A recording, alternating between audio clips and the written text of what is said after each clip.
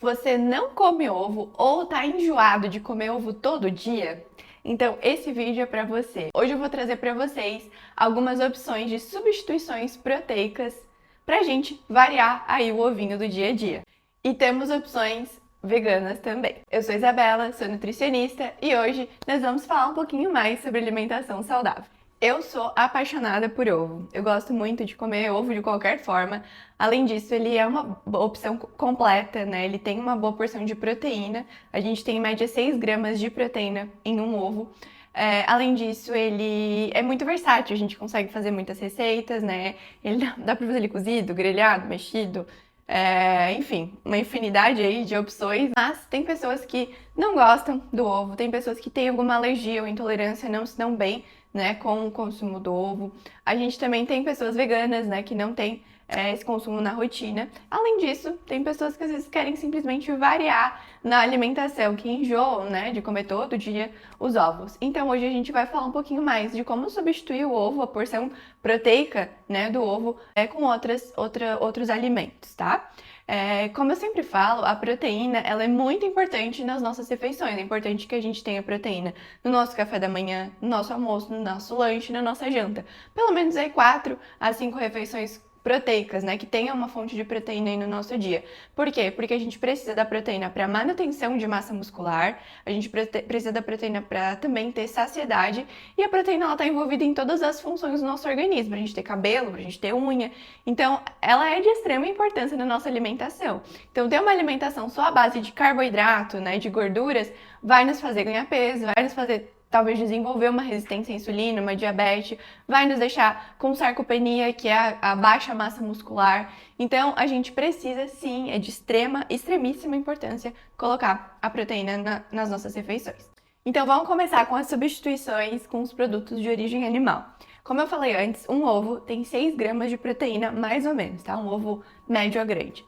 Então, vamos colocar aqui ali no café da manhã e no lanche da tarde, a gente vai comer 2 ovos, que equivale a 12 gramas de proteína. A gente poderia substituir esses ovos pelo frango desfiado, por exemplo. Dá para fazer um patezinho dele com um pouquinho de creme de ricota ou até um cottage e usar ali em média 50 gramas de frango, 60 gramas. 100 gramas de frango, nós temos em média 25 a 30 gramas de proteína. Gente, só para esclarecer uma coisa, não quer dizer que eu tenho 100 gramas de frango, eu tenho 100 gramas de proteína, tá? Porque ali na carne a gente tem água, a gente tem outros nutrientes para dar esse peso. Então, se em 100 gramas de frango eu tenho 25 a 30 gramas de proteína, se eu for substituir 2 ovos, né, que vai ter 12 gramas de proteína, eu consigo usar uns 50 a 60 gramas de frango nessas refeições, tá? Só para vocês terem uma noção de quantidade. Isso é muito individual, né, como eu falei. Não é todo mundo que vai comer 2 ovos no café da manhã e 2 ovos no lanche da tarde. Tem pessoas que vão precisar de mais, tem pessoas que vão precisar de menos.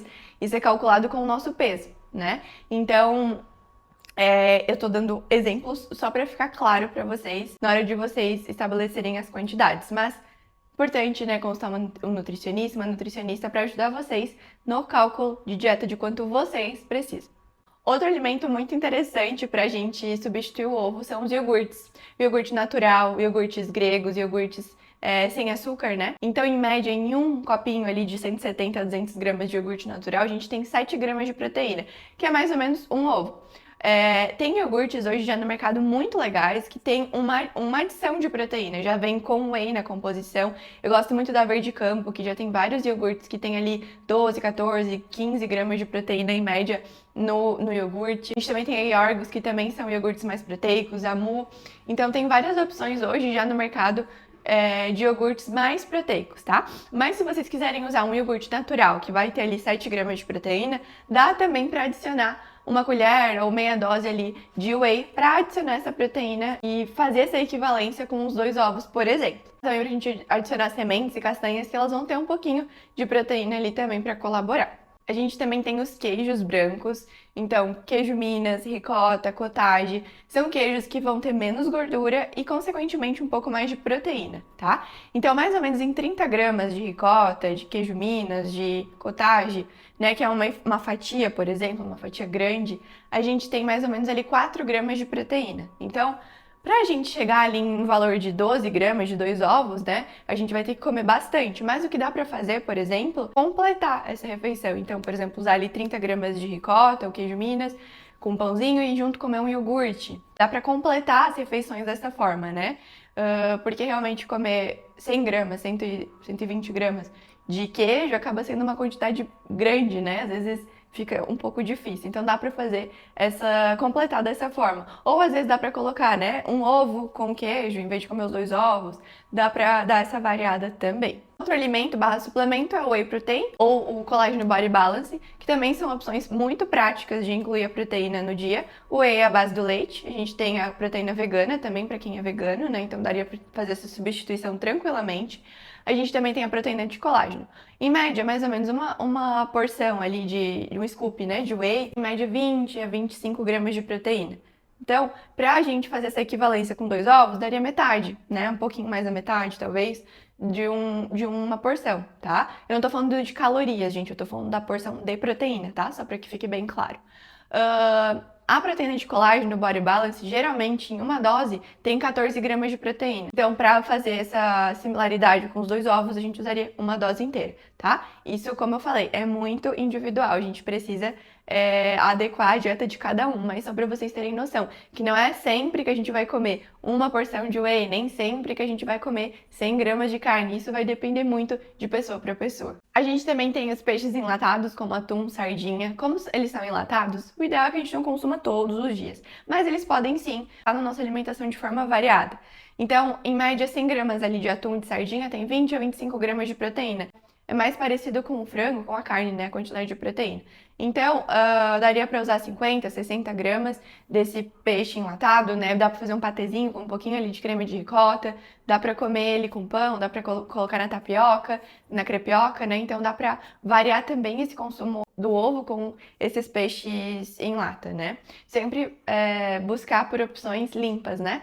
Evitar opções que vão ter ali um monte de ingredientes que não são interessantes. E agora, pensando em alimentos ricos em proteína vegetal, a gente tem o tofu, né, que é um alimento fermentado. Então, mais ou menos em 100 gramas de tofu, a gente tem 10 gramas de proteína, que quase chega ali na quantidade de 2 ovos. Então, o tofu dá para fazer grelhado, dá para fazer assado, dá para colocar ali com arrozinho, né, dá para, enfim, variar, fazer como recheio também, variar a forma de preparo dele. A gente também tem as leguminosas, que é o grupo do feijão, grão de bico, ervilha, lentilha.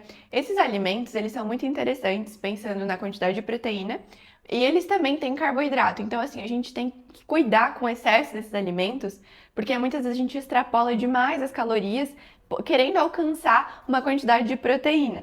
Então, a gente precisa ter cuidado, né, para fazer os cálculos direitinho, para não passar a quantidade de carboidrato do limite ou a quantidade de calorias, porque a proteína desses alimentos são mais baixas, né, querendo ou não, do que as proteínas animais. Em média, em 100 gramas de lentilha, grão de bico, a gente tem 7 a 8 gramas de proteína. Então, 100 gramas equivale a mais ou menos um ovo. Então, acaba sendo um volume de alimento grande, né? Por isso que em dietas veganas, a gente precisa ter um cuidado nos cálculos e muitas vezes usar uma proteína em pó para ajudar a chegar nas quantidades ideais, né? Dessa proteína. E para a gente fazer o complemento dos aminoácidos, é importante a gente sempre associar uma leguminosa com um carboidrato. Por exemplo, o nosso famoso arroz com feijão. Em 100 gramas de arroz mais 100 gramas de feijão, a gente tem em média 7,5 a 8 gramas de proteína também. Fazendo a junção das leguminosas com carboidratos, a gente tem a formação de uma proteína mais completa. Por exemplo, a gente pode fazer o arroz com feijão, um grão de bico com batatas, uma lentilha com quinoa. São formas que a gente pode colocar para aumentar o consumo proteico, pensando, né, em proteínas vegetais. A gente tem também as oleaginosas, que é o grupo das castanhas, né, amêndoas.